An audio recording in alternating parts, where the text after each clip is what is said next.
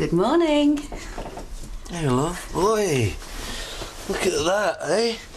That's my kind of breakfast, that. Oh, don't be expecting this every day. Why not? Didn't you read it? It's in the small print at the bottom. What, when I was signing my life away? Cheers, husband. Cheers, love.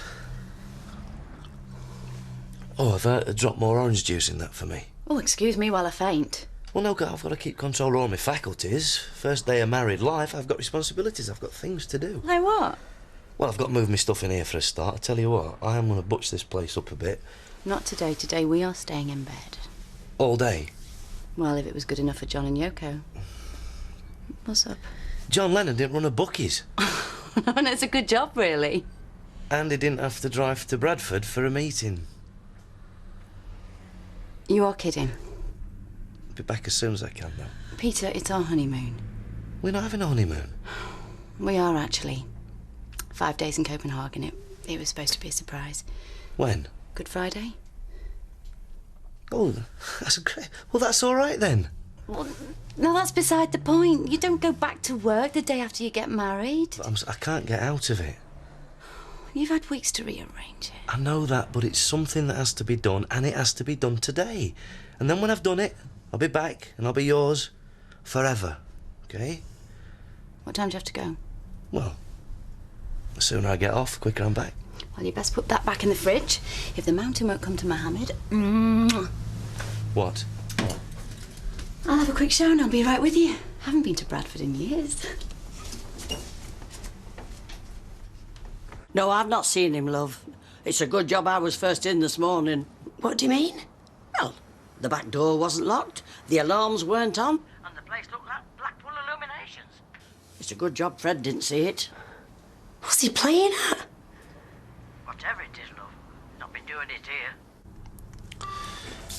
Come on.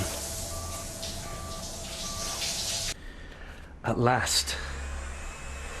I've been talking to Betty. Have you got something to tell me? What? Well, where did you stay last night? Because it certainly wasn't the Rovers. No, it wasn't. Listen, Shel. Now, I thought we'd sorted things out. I apologised. How do you mean? Well, if you brassed off... Take out on me, not Fred. Peter? Peter, can you hear me? Yeah, I heard you, yeah. There's got to be someone in the Rovers overnight. I know. Listen, Shel, can we talk about this? Well, that's what I wanted to tell you. You don't have to come over. Don't. Well, you've got a lot of work to catch up on and you've had enough interruptions and I need to stay a few more days with my mum. You don't mind, do you? Mind? No. Maybe I'll come back on Sunday. Well, if you're sure, yeah. As I've got to go. All right, I know you're busy. I'll see you. Yeah, OK. Yeah, you do that. I love you, Peter. Yeah, and me. Bye. Have you finished? Yeah, got the rest of the week off. Don't have to go to Bradford. And you, my dear Yoko, are coming back to bed. Oi, come on, Noddy, keep up, come on. What? Falling asleep on your honeymoon don't bode well for the future, that, does it? I'm allowed to be tired. It says so in the book. Oh, it says so in the book, does it? I tell you what, this book don't half cover a multitude of sins. Yeah, I need a massage, it says so in the book. I need a wardrobe full of designer clothes, it says so in the book. I wish. I need to fall asleep and dribble on my husband, because it says so in the book. Fat chance with this little fella playing football in Airfield. That's a good centre-forward's kick, that is. Yeah. Don't you think it's time you made things up with your dad and Deirdre? What's brought this on? Well, they are going to be grandparents. Well, my dad already is. Yeah, but this baby will be on his doorstep. And it's not Shelley's. Luz, I just think we should let it lie for a bit, OK? At least until the baby's born. You're the boss. You never know, Shelley might have found herself a new fella by then. That'd be good. Yeah. It would. Yeah. Well, of course.